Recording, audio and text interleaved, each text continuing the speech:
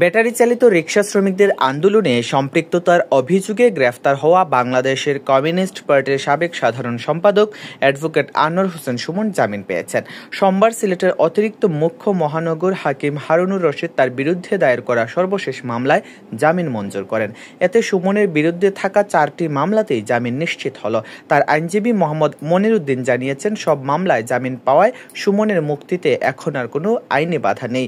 গত 31 অক্টোবর মধ্যরাতে সিলেট নগরীর মদিনা মার্কেট এলাকার কালীবাড়ি এলাকার নিজ বাসা থেকে পুলিশ অ্যাডভোকেট সুমনকে গ্রেফতার করে।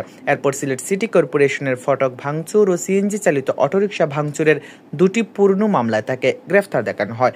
পরবর্তীতে আরও 2টি মামলায় তাকে দেখানো হয় গ্রেফতার। এর আগে 28 অক্টোবর নগরের চৌহাট্টা জিন্দাবাজার সড়ক অবরোধ করে ব্যাটারি চালিত অটোরিকশা শ্রমিকরা আন্দোলন করেন। ওই আন্দোলনে অংশ নেন অ্যাডভোকেট আনোয়ার হোসেন সুমন সহ কয়েকজন রাজনীতিক।